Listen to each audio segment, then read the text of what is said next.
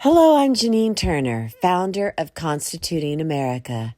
Welcome to our annual academic study entitled History Holds the Key to the Future. Or as Shakespeare said, what's past is prologue.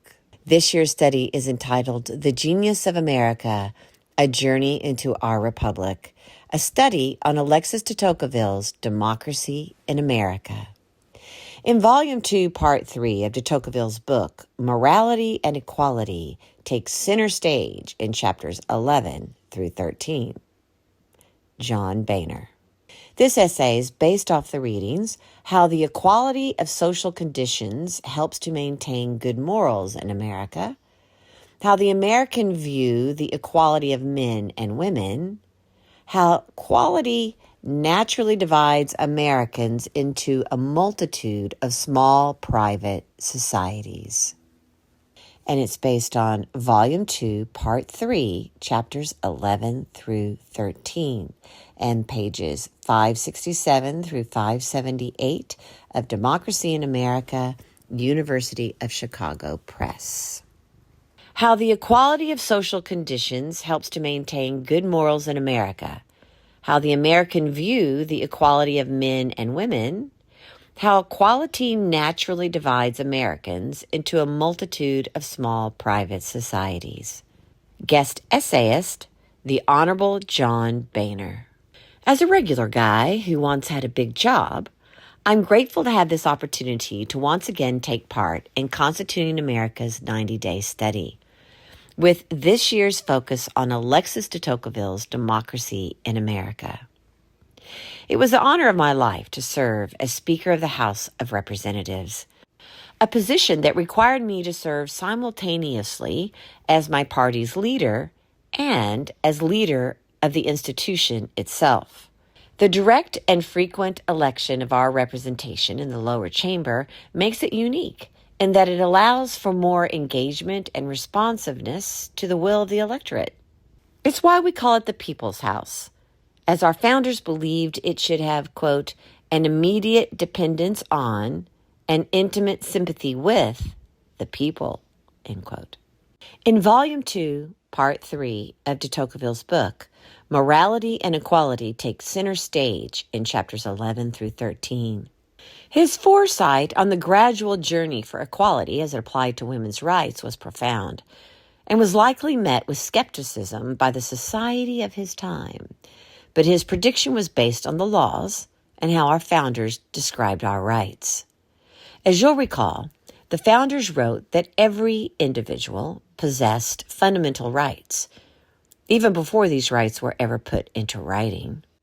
They were described, as stated in the Declaration of Independence, as unalienable, and their existence was a self-evident truth. This notion affirmed this equality de Tocqueville is discussing, as well as the right to life, liberty, and the pursuit of happiness. While the societal times may not have shown us to be there yet, the truth was clear, and thus our gradual growth to reach equality would continue as long as we, the people, continued to support this grand experiment in democratic governance. To do so, we must have a level of trust in our fellow citizens to take their civic duties seriously and to act in good faith for the betterment of the country, not solely for their personal benefit. And it's here where de Tocqueville seemed to struggle with his understanding of this concept.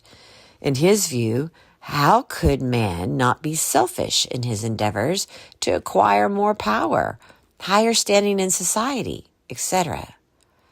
And that is one of the challenges we face. Our democracy is a living, breathing entity, and our founders had the smarts to make it so that limits would be placed on our elected leaders.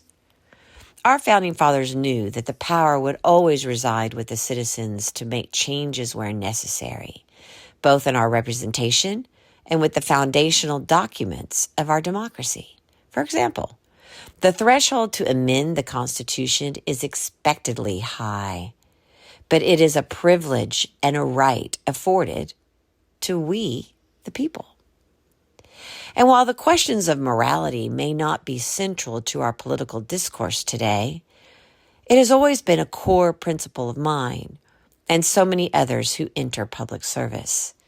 And it's here where de Tocqueville starts to question the self-serving motives of some and how that could impact the overall effort of growing our democracy to where it could go and would eventually become.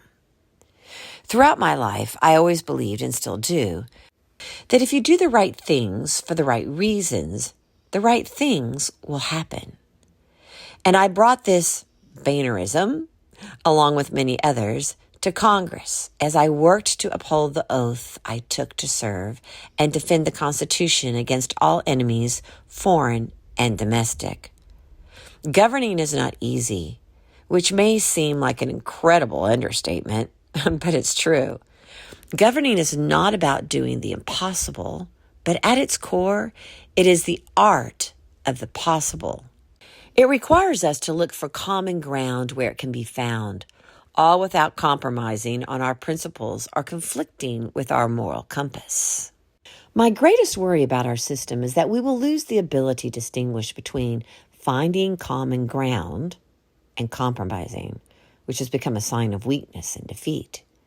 I firmly believe you can find common ground with those who subscribe to a different party affiliation or ideology, and you can do so without abandoning your core beliefs. In fact, our democracy requires it from time to time. And our system of government would break down completely if not for people on both sides of the fence who understand that distinction and work to find those opportunities to work in bipartisan fashion. Our work to create a more perfect union, as our Constitution instructs us to do, will continue as long as we, the people, stay engaged in the process. Never take for granted our freedom to choose and forge our own paths in life, and remain steadfast in our pursuit of the values and ideals our founders established for each of us. This essay was written by John Boehner. The Honorable John Boehner, the 53rd Speaker of the House, led the U.S. House from January 2011 to October 2015, a time which he navigated some of the most difficult legislative challenges of the modern era and forged strong relationships with business and government leaders throughout the world. An Ohio native and former small businessman who entered public service because of his desire to remove barriers to economic growth and private sector job creation, Speaker Boehner is respected on both sides of the political aisle for his efforts to find common ground on major policy matters without compromising on principle, and for his belief that individuals of competing viewpoints can, quote, disagree without being disagreeable, end quote.